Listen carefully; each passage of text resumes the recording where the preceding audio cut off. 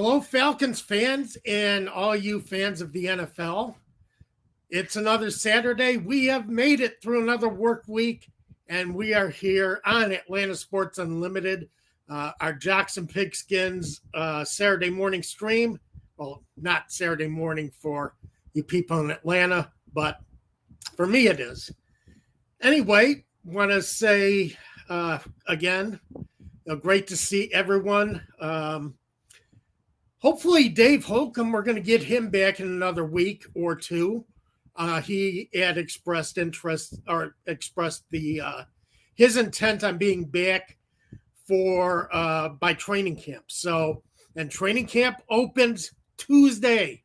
Well, it's already open for rookies, but veterans are here Tuesday, and it is football season. Isn't that great? So. But if you do want to follow Dave and find out what Dave is up to other than diaper duty, you can find him at All Falcons, allfalcons.com. Dave is writing for that site and doing a very good job. So want to catch up with what Dave has been doing in between diaper duty. It's right there at allfalcons.com. God, I can't even talk this morning. Having a hell of a time. So before we get started, I do want to mention our show sponsor, our channel sponsor, Prize Picks. And use the promo code ASU when you sign up for Prize Picks. They will match up to $100 of your first deposit. And plenty of things going on at Prize Picks right now. Just amazing how many choices you get. You have player props on the British Open. So if you are interested in golf, you want to put some player props down on the British Open, it's there for you. NFL seasons, they have added interceptions, sacks, and passing interceptions to their season player props. No Falcons in any of those. They don't have a player prop on how many interceptions they believe Desmond Ridder will throw this season. So, but they do have those props on there if you want to take a look. As I say, sign up, use the promo code ASU. They even have cricket back this week. And, they haven't had cricket the last couple of weeks. Washington Freedom are playing the San Francisco Unicorns in cricket. And, when those two teams get together, it's as usual, throw away the stats. Throw away the stat sheet because those two teams do not like each other. Anyway, go to Prize Picks. They will match up to $100 of your first deposit. What I want to get into first, little non-football matter or non-football news that I want to bring up because I think he deserves it. Singer Tony Bennett has died. And I was looking at some of the tributes to him on the internet, on Twitter this morning. And it is amazing how many lives that man has touched. People from all genres of music, all walks of life have positive things to say this morning about Tony Bennett and how he touched them and how he influenced them and just, a great singer, was in the Army in World War II and helped liberate a concentration camp in Germany, which affected him for life. Put a real respect for life, a respect for people, a respect for equality and peace in his heart. He marched with Dr. Martin Luther King on the road to Selma. He performed at the Performed for Victory before they marched into Selma. He's did so much in his life, touched so many people, and I think that's all we can expect. What any of us can do is let's try and touch, even if it's just one or two, basically just, leave the world a little bit better than when you found where you found it. And, see if you can touch a couple of people and be a positive force in somebody's life, at least one. And he did that on a grand scale, and it's sad to see him pass. As far as news for the Atlanta Falcons coming up, also one other non-football thing that I want to bring up this morning before we get into full-time football. New episodes of Futurama debuting on Hulu Tuesday or Monday, July 24th. One of my favorite series, and just I'm a cartoon nerd. So anytime you got cartoon, especially one like Futurama, because I'm a science fiction nerd too. So I enjoy both, and great to see Futurama coming back. Big fan, and looking forward to their first episode on Monday. All right. Again, as I said, rookies are in camp. Veterans Report July 25th. On Tuesday, we will have training camp and finally have some real football news that we can go into, some position battles that shape up. We can look at what rookies are making an impact, what new players are making an impact, how Desmond Ridder is doing. Of course, Desmond Ridder is going to be outstanding the first couple of weeks of training camp, because everybody's outstanding in the first couple of weeks of training camp. If you've been following football as long as I have, and I know there's a lot of great fans, a lot of great football fans on this channel that watch every Saturday, and as well as I do that everybody is outstanding in July. One other piece of news that broke this week: the Falcons are going to use the red helmets in 3 games this week. I love the red helmets. And hey, Tony, good to see you. Good afternoon to you. I love the red helmets. I'm glad to see that the Falcons are going to use them in 3 games, all at home, all at Mercedes-Benz Stadium. They've been wearing the black since Jerry Glanville introduced it when he became the Falcons head coach in 1990. He wanted a more tougher, a rougher look to the team, and that's where the all black came from. So you can thank Jerry Glanville, but I do love the red helmets. And week 2, hosting the Green Bay Packers, week 6, hosting the Washington Commanders, week 12, hosting the New Orleans Saints. The Falcons will be wearing the red helmets. Wore it one time last year and beat the San Francisco 49ers wearing the red helmets. So let's hope. It'd be nice to see some success with those red helmets. A couple of training camp tidbits before we get into the Falcons offense versus the AFC South. Caleb Huntley, running back, has been placed on the physically unable to perform list, which is disappointing. Because we expected, I don't know how much Caleb Huntley is going to contribute to the team this year, considering that the Falcons have now brought in Bijan Robinson to be with Tyler Algier, and you still have Cordero Patterson. But Caleb Huntley was still being looked at as, a possible positive on this Falcons offense. So unfortunate to see him start on the PUP list. Piece of great news: Kyle Pitts tweeted out, put out on his Instagram this week, said, "No PUP list for me."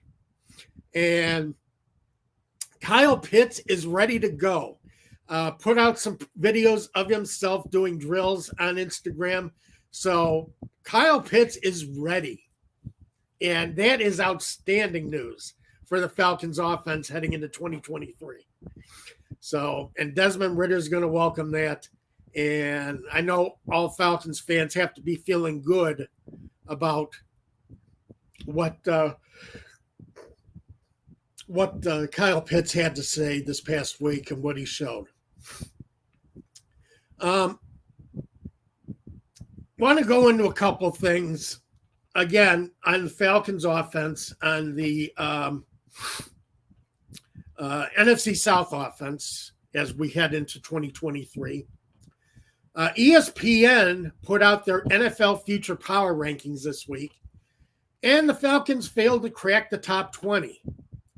And a little surprised by that.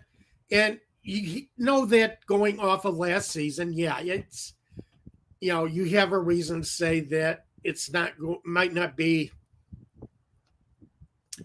if you're going to judge off last season, you say that this might not be as good a team this year. Now, they measured that by roster minus quarterback, coaching, draft, and front office.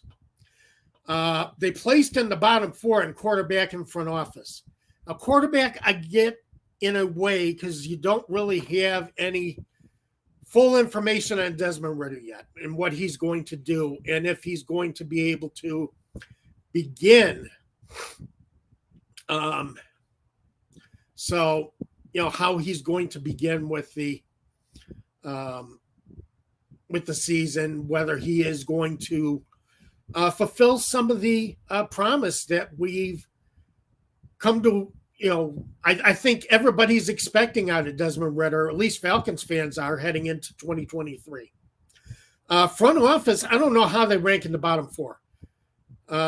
It was not the front office's fault last year when the Falcons were in salary cap hell. That was Thomas Dimitroff. There was nothing the Falcons could do to get out of salary cap hell. They decided to be in salary cap hell because they wanted to clear the roster of players who were not helping, players who were not producing for this team. So why, the only option they had to try and clean up the roster, try and clean up the contract situation, was taking a year and struggling. However, this past off season, I think they've done a hell of a job building the roster. They're definitely not in the bottom 4 front offices in the NFL. This is a front office that has identified its needs and addressed those needs in free agency, addressed those needs in the draft. And I have a problem with the way ESPN has ranked the Falcons heading into 2023. Let's see. We have something from Tony, something I haven't heard. This is the first news I've heard of it, so I appreciate this, Tony. Jets traded wide receiver Denzel Mims and a 7th-round pick to Detroit. In return, the Jets receive a 6th-round pick from Detroit and decided to keep Corey Davis. So anybody who was thinking that maybe Corey Davis would make his way to Atlanta, wouldn't have a roster spot on the Jets. Excuse me, folks. It's been a rough week.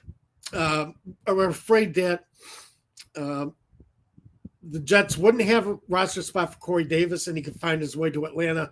Well, it just looks like the Jets have made room on the roster and they're going to keep Corey Davis. So disappointing, but not bad.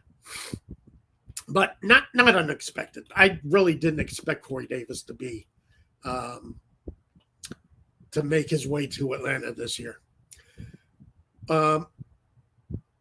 Another issue I have this week, and this goes back to Brian Friedman. Wait is almost over. Yeah, I agree, Brian.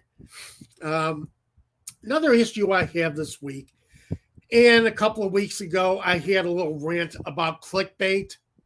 Some of the articles that get published this time of year before training camp as people try to find ways to fill space on their websites. Fan Nation Falcon Report had a ridiculous article about the Falcons offense. And this is another problem I have with some football writers, some some of these writers online and there's a lot of writers online who don't have a journalistic background, but do a great job at it. But there are some who really need to think before they publish something. Falcons run heavy offense. Impossible to contend. Last year the Falcons had a run heavy offense. And then the subhead is, can rookie running back Bijan Robinson carry the Atlanta Falcons smash mouth style offense to the playoffs, or will quarterback Desmond Ridder have to step up in his second season? Well, Isaiah Delgado, I can tell you right now, yes, Desmond Ridder has to step up in his second season.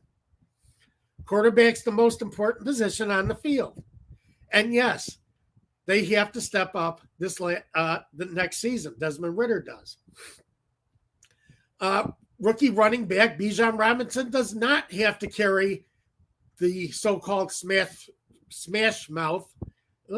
Can't get the words around my tongue this morning. Smash mouth style offense. The reason for the smash mouth style offense last season was Marcus Mariota. They had no choice. They had to go to a running offense or they couldn't compete. So you're asking this question. Now, and they quote ESPN and say the Falcons ran an extremely run-heavy offense in 2022 with designed runs on early downs with the game in question. Win probability 57% of the time on those, which led the NFL. Impossible to be a contender that way without a Lamar Jackson type talent at quarterback. Well, yeah, they didn't have Lamar Jackson talent type at quarterback last year. They had Marcus Mariota. Why did they run so heavily on first down? Because they had Marcus Mariota. And this writer who puts this in, if you want to write it, I would say your headline could be ESPN questions Falcons run heavy offense, then put in what ESPN said and report it that way. Or Falcons run heavy offense, and if you feel it's impossible to contend, don't use the question mark. But have an opinion. Don't just pair it off what ESPN says. We know that the Falcons know they can't run that heavy this year. And bringing in Bijan Robinson doesn't mean they're going to. It means they're going to have some variety in this offense this season. So don't put out an article like this and think that you're being profound and asking these heavy questions. It just drives me crazy, drives me nuts to see people who write like this. It's frustrating. Think before you write. So, I don't have a journalistic heavy background. I started writing in 2011 for Football Nation, and I became one of the top writers of Football Nation because I thought about the things I was writing before I put them down, before I published them. You just can't do this kind of stuff to fill space. So, Isaiah, do better. You ask questions. You bring out ESPN's questions in this article. You ask questions in this article that we all know the answers to already. And you embarrass yourself because you don't put the answers in that article. You don't acknowledge the answers in that article. You don't make a case for the answers in that article. Do something better. So, looking at the NFC North on offense this season, it's going to be an interesting first few weeks to see how things meld with NFC South teams. Some improvements have been made all through the division this year. Tampa Bay, you have Baker Mayfield signed as quarterback, going to be working with a new offensive coordinator, Dave Canales, with Byron Leftwich going to Washington as their new offensive coordinator. By the way, nice to see Washington, the Commanders, sold and see, a new regime head into Washington. And, Daniel Snyder has been a negative on the NFL, has been a negative on that franchise for years. And we are finally going to see maybe some professionalism out of that franchise in Washington. Going to be nice to see. So Carolina brings in Bryce Young. Going to work with new head coach Frank Reich and offensive coordinator Thomas Brown. Now, in one way, I'm sorry. Eric Bieniemy is in Washington. God, I got my offensive coordinators mixed up. Thank you very much, Brian. I appreciate it. And that's one of the reasons why I need Dave on the show, back on this show. He kind of keeps the rudder in place and keeps me heading down Leftwich is not in the league. You're right.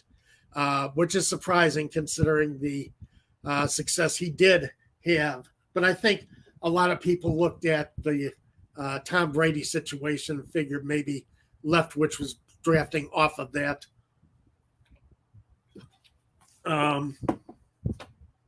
So, yes, Eric Bieniemy from the Chiefs has gone to Washington.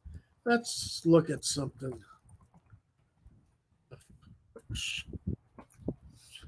So,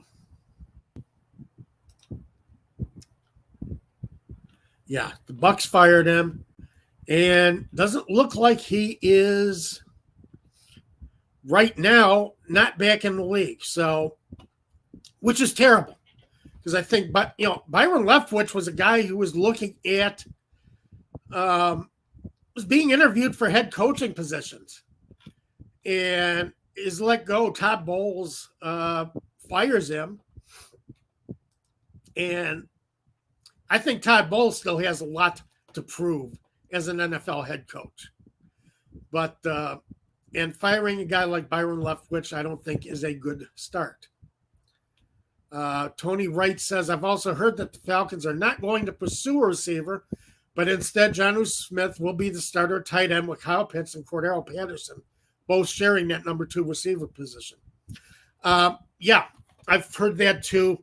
Jonnu Smith is going to get a lot of work in the passing game. But remember when I said Jonnu Smith, his last time under Arthur Smith in Tennessee, Jonnu Smith did a lot of short yardage work. Amazing, a high percentage of first downs to receptions and a high percentage of touchdowns to his receptions. All right, Bruce Arians was running that offense when Byron took over. It went downhill. I'm not going to get into a discussion about it. I think Byron Leftwich has a lot more to offer than apparently what Todd Bowles says. So that's the way it is. 2 tight end packages. I did read that again, Tony. Pitts will play some tight end with 2 tight end packages. Yeah, Pitts will be the split the defense. He'll be the seam tight end. Jonnu will work off the line and be the shorter yardage. Not necessarily blocking tight end. I do expect to see Jonnu Smith do some chipping on the line on his way into his route to help Caleb McGarry. So it would not surprise me to see with Jonnu Smith, because he has the size to be able to do that. And I still think he's going to give some help to Caleb McGarry. Okay. Brian, I'll look into this and we can have this discussion a little bit later. So I still think you got an offensive coordinator. He does have a lot to do with the offense. And I know Bruce Arians is one of the best offensive minds in the game, but we'll go from there. But keep burying myself. Jonnu Smith will have an impact on this offense, big impact on this offense. He's going to be the passing game version of Tyler Algier. He's going to get you tough yards. He's going to he's going to give you tough yards. He's going to get you first downs, because that's what he did for Arthur Smith in Tennessee. I think that's what Arthur Smith liked about getting Jonnu Smith here in Atlanta, is that Jonnu Smith is going to get him first downs and going to get him tough yardage. And Kyle Pitts is the guy who's going to be heading downfield. He's going to split the seam, kind of like what Bill Belichick, when he first brought the two tight end look back in the NFL, having Gronkowski split that seam down the middle. It's tough for a linebacker to stay with him, tough for a defensive back to cover. And I think that's going to be the case with Kyle Pitts, especially with that big body. But look up online. Kyle Pitts has posted some video of him doing drills, and he's looking pretty darn good. It does not look like that knee is hampering him in the slightest. So I do like to see what we're going to have out of Kyle Pitts.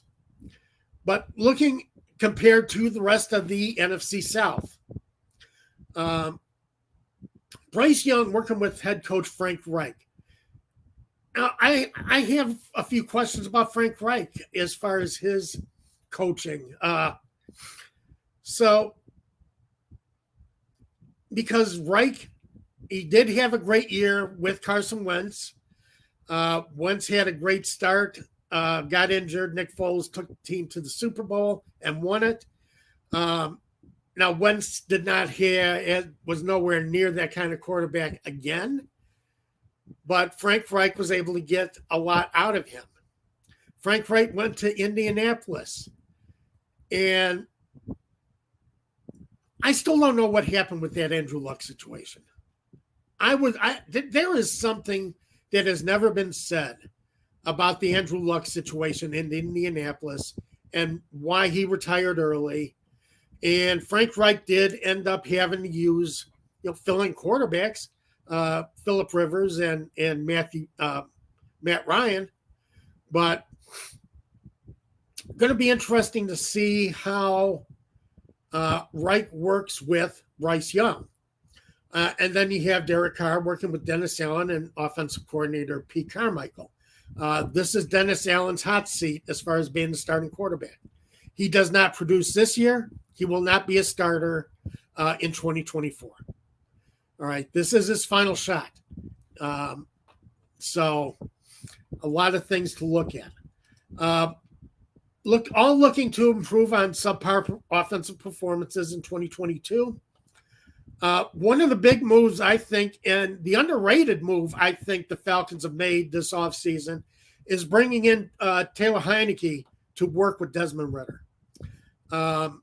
Heineke is an experienced backup. He can go in and win you games as a backup, and you got to like that.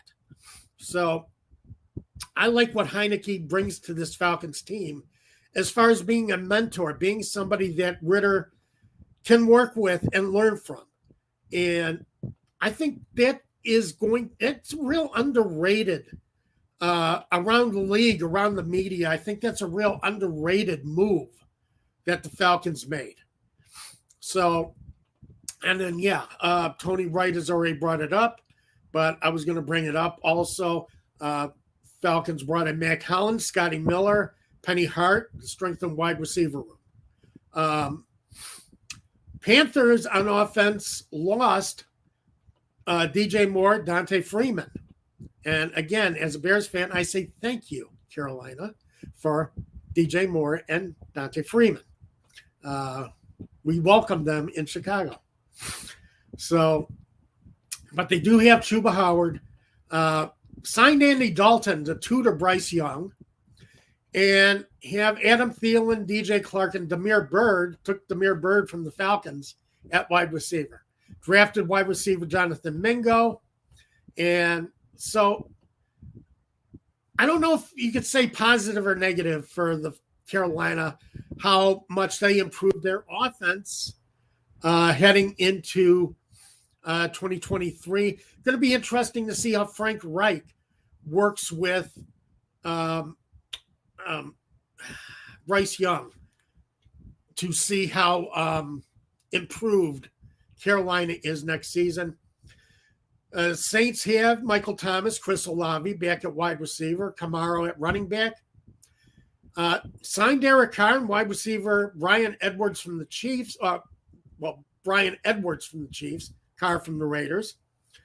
And running back Jamal Williams from the Lions, and drafted a wide receiver and running back. They have strong players there. It's going to be interesting to see how Derek Carr melds with Dennis Allen and Pete Carmichael, and how they can, if they can revive his career. Carr has shown flashes of greatness throughout his career. He has also, struggled a lot with some good players around him. So,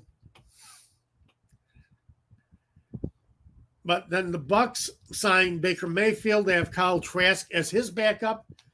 Have Chris Godwin and Mike Evans as their strong point at wide receiver. Signed Rashad White. Have Rashad White coming back. Signed Chase Edmonds from Denver. Neither were very impressive at running back last season. The Falcons the Buccaneers have taken a step back at running back for this coming season. So let's see. We've gone over kind of the signings, draftings. Let's see what kind of comments we've got coming in. Tony, of course, is really cutting loose with the comments, and I appreciate that, Tony. Predict that Matthew Stafford, Dak Prescott, and Baker Mayfield will all compete for the league lead in interceptions. Maybe. You never know, Tony. Also predicting that Prescott will be benched by the end of October. And that, the Cowboys will have a 7-10 season. The Cowboys are still a strong team. And I think Dak is a good quarterback. I think the Cowboys had a great season last year. This is a team that has not shown they can do anything in the playoffs, though, and have not shown any kind of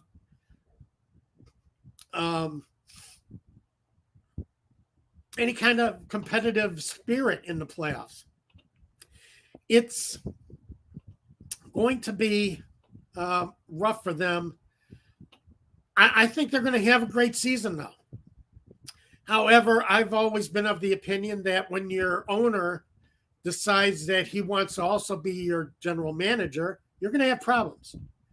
And for me, the Cowboys are never going to win a Super Bowl until Jerry Jones steps back from the team, realizes that he is not a general manager, he is not a talent evaluator, and puts a football person in charge at general manager. Then I think the Cowboys have a chance. Until then, no. Jerry Jones is not the man. Tony also says Carolina Panthers made a huge mistake by not hiring Steve Wilkes. Fully agree with you. Steve Wilkes had that team playing for him last year. So it's very interesting. It's going to be interesting to see. Let's see. And UMKC73, new commenter. Been watching the Falcons since 1989. Falcons gonna Falcon.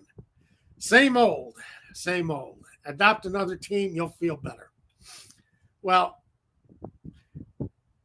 I understand that because, I've been a Bears fan since forever. I'm not going to tell you how long. A lot of frustrating seasons. But it is so satisfying when they break through, and because you've been there through the frustration. And it feels so good when they break through and finally and challenge and be competitive. Aints will compete for one of those three wild card spots with Seattle, Detroit, Minnesota, and New York.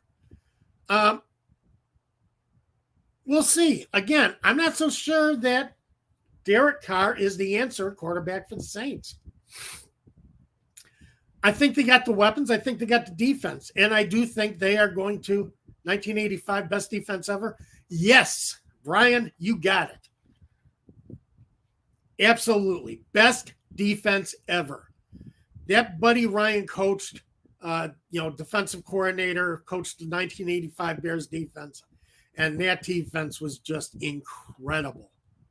And as I say, you follow a team through their downs, you really get to enjoy those ups when you get them. And I know they're tough to get. And I know it's frustrating. But I don't respect people who change teams. Yeah, you're going through a losing team. You've been a fan of that team your entire life. You decide to change teams. I'm not a fan of changing teams. If you're always going to be looking for that winner, that winning team you can support, you're not really a fan. You're a bandwagon jumper, but you're not really a fan. You haven't lost. You haven't felt that it tearing at your guts, the losses, and been around to watch the team build and win. So, yeah, Brian, except that Monday night in Miami, and you know what happened there? And on this one, Buddy Ryan was wrong. Refused to bring in a defensive back to cover the middle of the field. Dan Marino was killing them in the middle of the field. And Mike Ditka and Buddy Ryan nearly came to blows in the locker room because Ditka wanted Ryan to put that defender in the middle of the field, bring a defensive back closer in. And the Bears did hold the Miami Dolphins down in the second half, but they were already too far behind to win.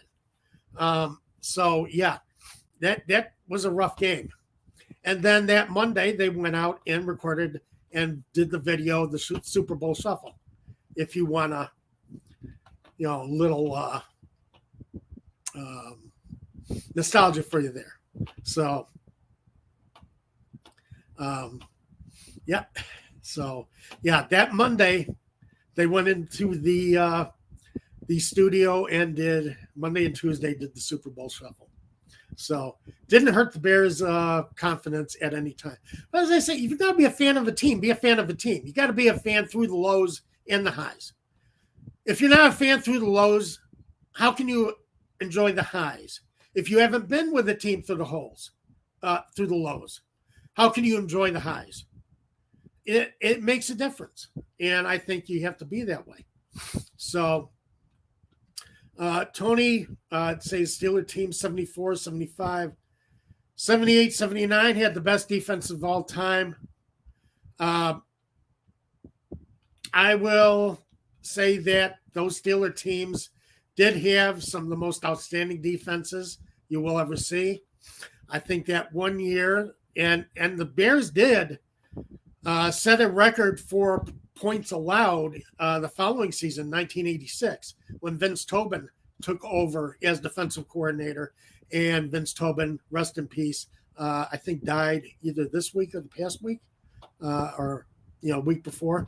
So that defense was just awesome. And I'm going to disagree with you, Tony, but again, I have to because I've watched that defense every year, and to me, it was just unequaled. So I'm going to disappoint you. I acknowledge that the Steelers had a great defense. I'm not going to deny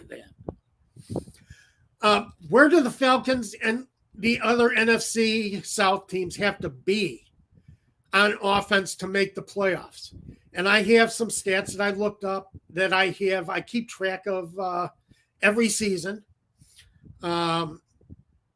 not necessarily the stats you see on NFL.com, ESPN, but some stats that, 84 Bears set a league record in sacks. Yeah, that team was fierce. That was a ferocious team. And you could hit quarterbacks at that time. And I don't know. I probably haven't seen it. You can look it up on YouTube, I think. Wilbur Marshall laid out Joe Ferguson. Just completely, knocked him into the previous season. And look it up. Look up Wilbur Young and some of the hits he was, Wilbur Marshall, some of the hits he was making that year. Because, it was crazy. Marshall, just one of the hardest hitters I've ever seen. Look at points per yard. And as I've said before, I've said a few times before, everybody measures offense by yardage. And, they don't put yards on the scoreboard.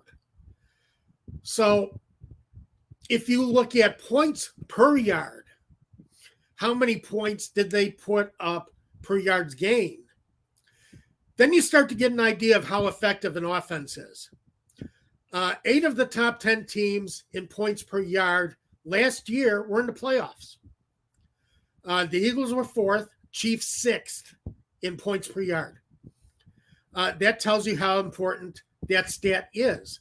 If you can generate points out of your offense, out of your yardage, or generate points as a team per yardage gained, you are going to have a great chance of being in the playoffs. Let's say the 10th spot was 102.9 yards per 7 points scored. So that's basically you're averaging, a football field per point scored. Not bad. The top team last year, the Chiefs, were, 14.2 yards per point scored. So that translates out to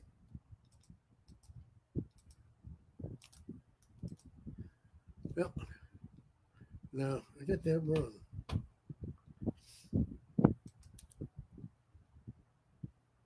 Of course. I sorted it wrong. But it's, you've got to be able to convert your offense, your yardage into points. And that's where the Falcons have to get better. That's where the Falcons need to improve. By the way, the Cowboys were one of the best at it last year, yards per point scored. That's why they managed to win so many games, but they weren't able to carry that success into the playoffs. 90.3 yards per point scored. So the Falcons were 11th in the league last year. Don't have to improve too much. The Falcons actually were pretty good at scoring, at making their yards count. Can't be settling for field goals. It has one thing to do with it, Brian.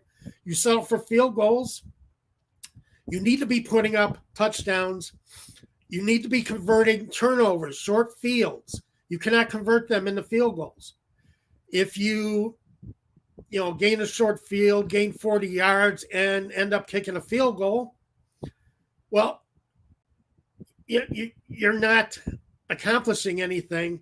You're not turning those yards, those positive yards, into points. You've got to finish drives. And that is the thing. But the Falcons were close to it last year.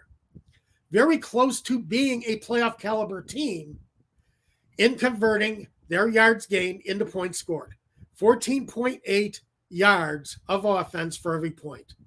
So not bad, all things considered. Another important stat where the Falcons are really going to have to improve, and this is where we're going to have to see the improvement from Desmond Ridder. They were tied for 19th in net yards per pass attempt. That's yards per attempt while subtracting sack yards from completion yards in adding sacks to pass attempts. As I went through last year, just because you got sacked doesn't mean it wasn't a pass attempt. It's a pass attempt. So Falcons tied for 19th, 5.5 net passing yards per attempt. 8 of the top 10 teams in that stat made the playoffs last year. Again, if you're going to be a top offense, you've got to do it. The Chiefs were first, the Eagles 5th. Net passing yards per attempt. So it makes a difference. And that's where the Falcons really need to see the improvement for this season. Because if you want to put yourself in the top tier of teams, put yourself as a playoff contender, that's where you need to be. I will go do my sort and come up with the 10th place team. And we have largest to smallest. Net passing yards per attempt, 7.2 by the Chiefs. And that, again, taking out sacks and subtracting sack yardage from completion yardage. But still, 8 of the top 10 teams, and Detroit was 4th and almost made the playoffs. Maggie T production, great to see you, Maggie T. Glad, always wonderful to see you on this, in the audience and watching the show, and love having you here. So this is where Ritter is going to need to make his impact, is getting the ball farther downfield, getting the more completions. And this is where Kyle Pitts and Drake London are going to have a big impact on the offense. Giving Desmond Ritter those targets, those intermediate and targets down the field to chew up yards, to do it, to get that kind of yardage and move the ball down the field more efficiently. That's what we're going to have to be watching. What I'm going to be watching the first few weeks of the season is how well does Ritter, how well does he do in that passing yards per attempt compared to other quarterbacks in the league? Has he improved? And that's where the real improvement is, where we're going to see. Also, passer rating. 8 of the top 10 teams in the playoffs were also tops in passer rating. And I know a lot of people do not put a lot of weight to passer rating as a stat. But the Chiefs were first, 49ers second, Bengals third in offensive passer rating, quarterback passer rating. It tells you a lot. Eagles were 6th. So again, you've got to have a high passer rating, high touchdowns, low interceptions, a lot of completions. And that's what the best teams in the league do. Jacksonville Jaguars were 10th, 93.9. Yep, quarterback-driven lead, Brian. You got it. Net passing yards per attempt, defensive net passing yards per attempt on defense is a great judge of what you're doing on defense. Passer rating is one of the best. It can give you some of the best, show the best impact that a quarterback is having for a playoff team. Defensive passing yards, defensive passer rating is a top indicator of how a team is doing on defense, how they're preventing offensive success. And then you got the differential, passer rating differential. The Eagles were 3rd in passer rating differential last year. So that didn't sort right.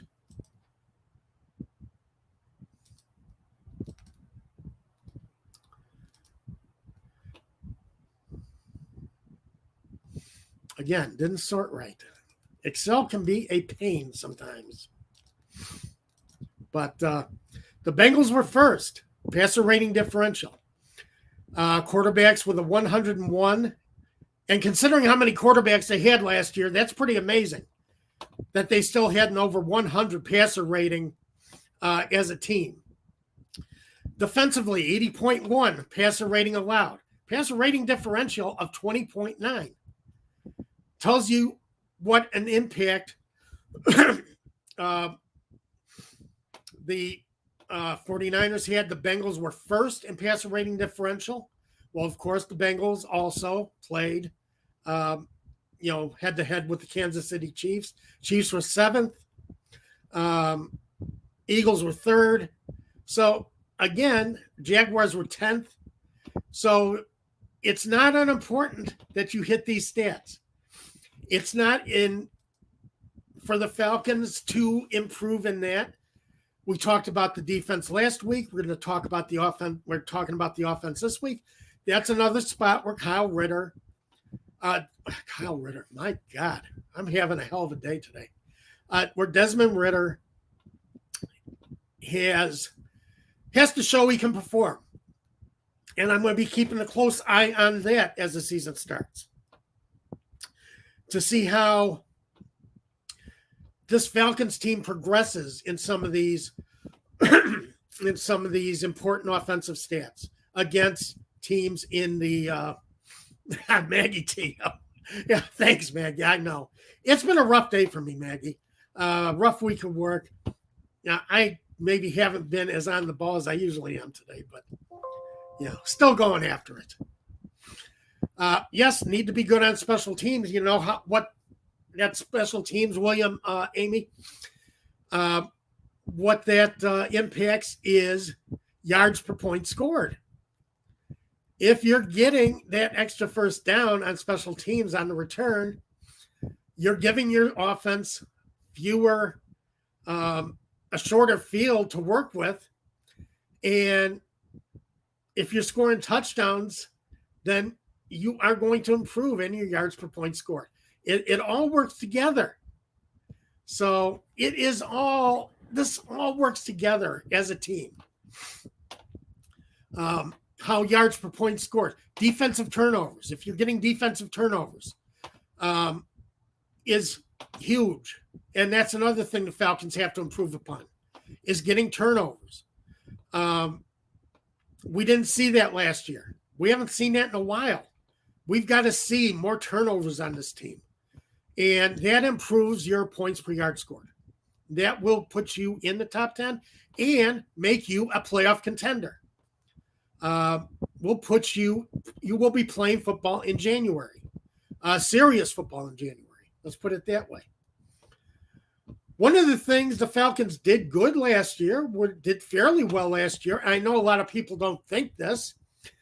And sometimes the eye test didn't show it, but the Falcons were 10th in converting third downs last year, which is pretty impressive.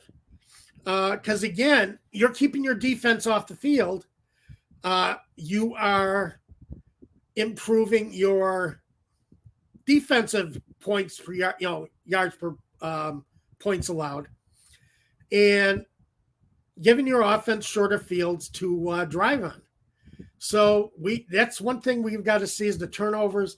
However, the Falcons did finish 10th. 8 of top 10 teams in third down conversion went to the playoffs. Of course, the Falcons didn't, but again, another top stat that the Falcons just need to get a little bit better at.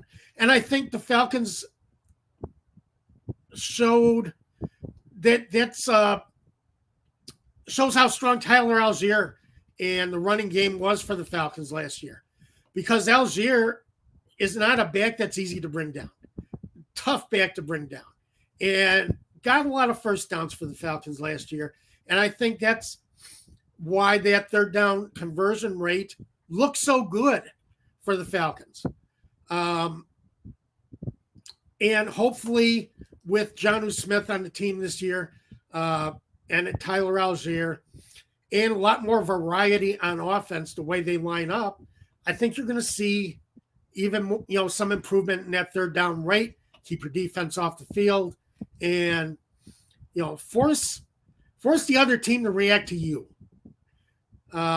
which is kind of the way I always look at it. Make the other team react to what you're doing.